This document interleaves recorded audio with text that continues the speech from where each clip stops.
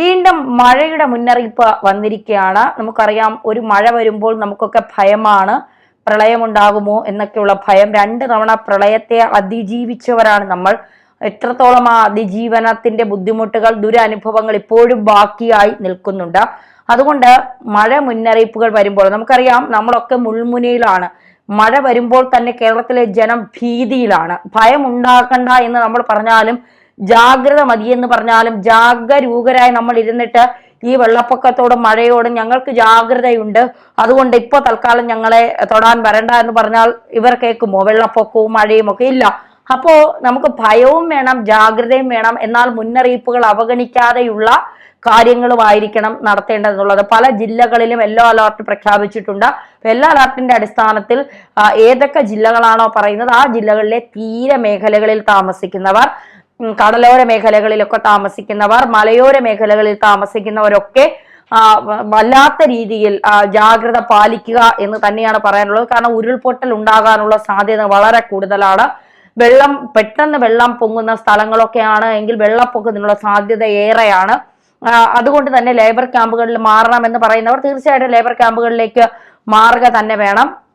അത്തരക്കാർ ഒരു രീതിയിലുമുള്ള മടി വിചാരിക്കരുത്. മഴ എന്ന് പറയുമ്പോൾ ഇപ്പോൾ കാലാവസ്ഥ നിരീക്ഷണ കേന്ദ്രത്തിന്റെ മുന്നറിയിപ്പ് നമുക്ക് ലഭിക്കാം. പക്ഷെ അവർക്കും അറിയില്ല ഇത് എത്ര സമയം നീണ്ടു നിൽക്കുമെന്നോ, എത്ര സമയം ഉണ്ടാകുമെന്നോ, ഏതൊക്കെ തരത്തിൽ ഇതിന്റെ ഭീകരാവസ്ഥ ഉണ്ടാകുമെന്നോ. ഇപ്പൊ കേന്ദ്ര കാലാവസ്ഥാ വകുപ്പ് ഭൂചലനവും ഉരുൾപൊട്ടലിന്റെ ഒക്കെ മുന്നറിയിപ്പ് നൽകിയിട്ടുണ്ട്. അപ്പൊ ഇതെല്ലാം ശ്രദ്ധിച്ച് തന്നെ നമ്മൾ പോകണം എന്നുള്ളത് ജനം മനസ്സിലാക്കേണ്ടതാണ്.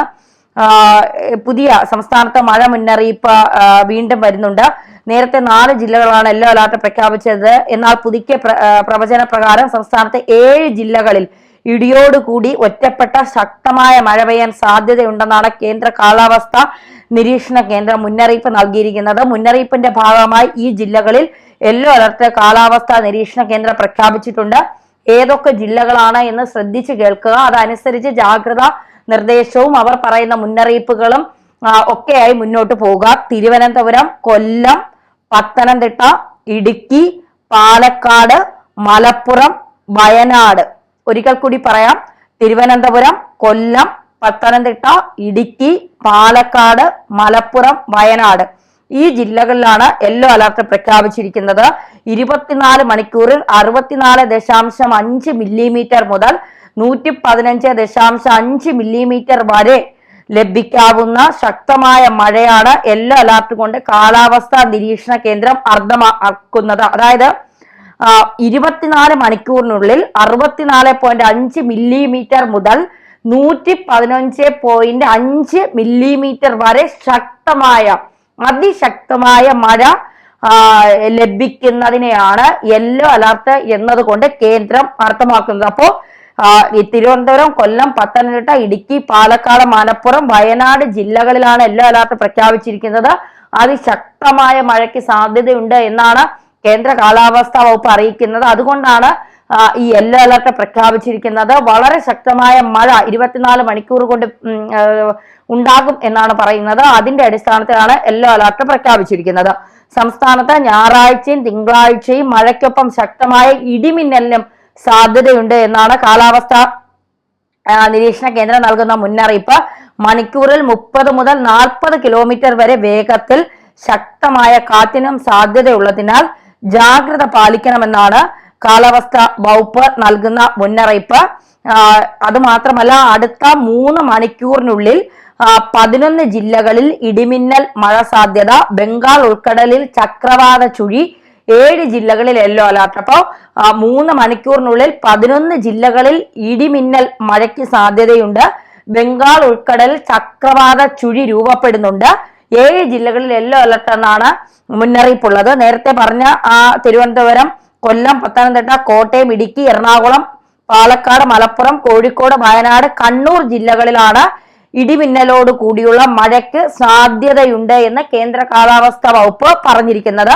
നേരത്തെ അത് 7 ജില്ലകളിലെന്നാണ് പറഞ്ഞത്. 7 ജില്ലകളിൽ യെല്ലോ അലർട്ടാണ് പ്രഖ്യാപിച്ചിരിക്കുന്നത്.